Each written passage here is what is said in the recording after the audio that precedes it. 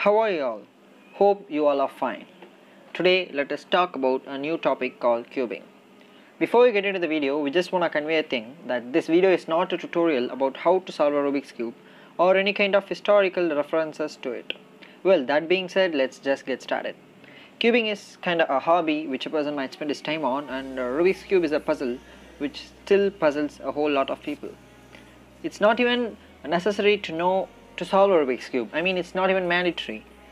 Maybe you might have tried to learn to solve it and you might have succeeded in learning, or maybe you did not have interest in learning it, or you did not even spare a thought of learning it. Actually, there are two crazy facts about the Rubik's Cube. There are about 43 quintillion ways of assembling a Rubik's Cube, in which exactly only one is considered solved. And for any puzzle or a game, there is a number associated with the game called the God's number, which tells that the game can be completed in a maximum of that number of moves. And for Rubik's Cube, it's 20, which means that the Rubik's Cube can be solved at a maximum of 20 moves. Taking cubing as a hobby, according to me, is a very good thing. Let me tell you why. There is no way a cuber can tell you, I have learnt everything about cubing. Why? Because, as I told you, there are a lot of possibilities to scramble it. If a person should say he knows everything about cubing, he should know how the solution to all the different types of scrambles work, which are actually very efficient, in a sense with the lowest possible move count. To just show you what you actually need to learn, let me just list out what you should be learning. First, you should be learning to solve the Rubik's Cube with what's called the beginner's method, and then what you should be learning is called a method called CFOP, and to get advanced in CFOP you should be learning what's called COLL, and then ZBLL, advanced F12, and its cross.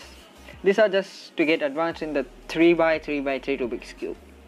Yeah, there is an association called WCA World Cube Association, which conducts many other events as well, from 2x2x2 to 7x7x7, and some other weird puzzles such as the Megamins, Pyramins, Cube, Square One, and Rubik's Clock.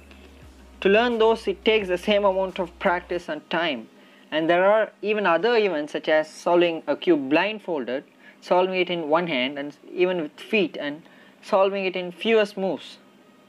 Solving a cube blindfolded might seem like a nightmare to people who do not know how to. For them, I would tell that blindfolded solves does not involve the normal CFOP. It has its own different methods, and the basic one being the old Pac-Man. I just want to make sure that I shouldn't be mistaken to know all the above things. I just know to solve the n by n cubes and the pyramids very slowly.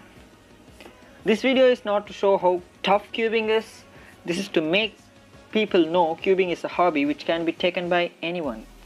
If you are actually bored during this lockdown, just give it a try, and I would ensure that it would be an awesome time pass for you in practicing it. And before the end of the video, let me try to answer some of the common questions you might get. Is it useful to do cubing? Well, if you get that question, I think that's not how you think about a hobby. Hobbies are just your favorite activities which you do in your free time, and according to us, if you start taking it as a hobby and gonna leave it amidst, who's gonna question you? It's just your hobby. Is cubing a profession? Well, cubing is not a profession, but speed cubing is definitely yes. In order to be a professional, you need to be really fast and good at it. I already know to solve a Rubik's Cube. What should I do next related to it? Just to let you know that if you are solving a Rubik's Cube layer by layer, that's called the beginner's method, and you are just above a beginner, you need to learn CFOP as your next step. And at last, the thing which I want to share is that while we decided to make this video, a very close friend of mine told that if you solve a Rubik's Cube with a formula, it's not a puzzle at all. I agree with that, and what I want to tell is, it is a puzzle unless you solve it for the first time. After that, if you are playing with a Rubik's Cube, it's just for the sake of improvement and to get into speed cubing. And for that, you need to learn such formulas and execute it with fast hands. And according to me, cubing can be made as a subject in schools. If you think many would dislike that, just think, even now many hate math and physics as well, and there will be no point in opposing this. or maybe it can be made as an optional cultural activity, I don't know. If you have any other questions, please let us know in the comment section below.